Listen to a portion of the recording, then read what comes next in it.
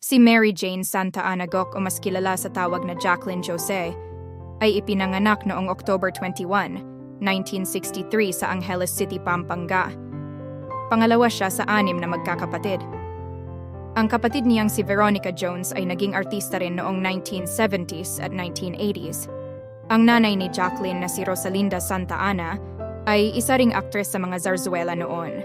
Ang zarzuela ay isang dulang may kantahan at sayawan na mayroong 1 hanggang 5 kabanata. Ito'y nagpapakita ng mga sitwasyon ng Pilipino na may kinalaman sa mga kwento ng pag-ibig at mga pang-araw-araw na nangyayari sa atin. Ang tatay naman ni Jaclyn ay isang Amerikano na nakabase sa Clark Air Base noon. Ang kanyang magulang ay naghiwalay noong 4 na taon gulang pa lamang siya. Si Jaclyn ay may 2 anak, si Gwen Garimond Ilagan Guck at ang napakagandang si Andi Eigenmann na anak niya kay Mark Gil. May tuturing si Jaclyn Jose bilang isa sa mga pinakamahusay na artista sa Pilipinas at sa buong mundo.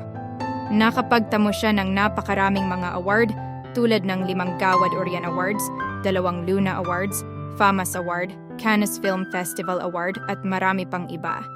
Nagsimula si Jaclyn sa kanyang karera sa pag-arte noong 1984, kung saan siya ay naging bida sa mga drama hits tulad ng Chicas at Private Show, na kung saan nakuha niya ang kanyang unang nominasyon sa FAMAS Awards.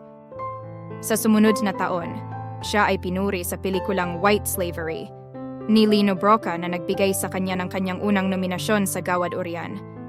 Ngunit ang kanyang napakagaling na pagganap sa pelikulang Takaw Tukso noong 1986 ang nagbigay sa kanya ng Best Actress Award sa Gawad Orion.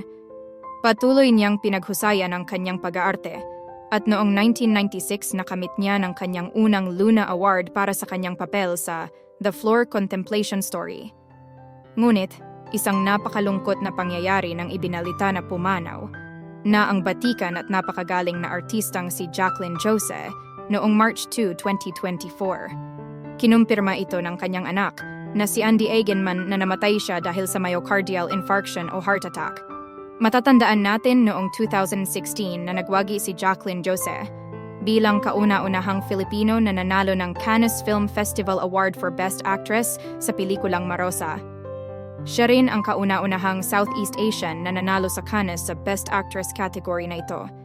Bagamat wala na siya, nagiwan si Jaclyn Jose ng tatak at napakaraming alaala sa atin, lalong-lalo na sa pagpapakita ng kanyang walang kamatayang husay sa larangan ng pag-arte.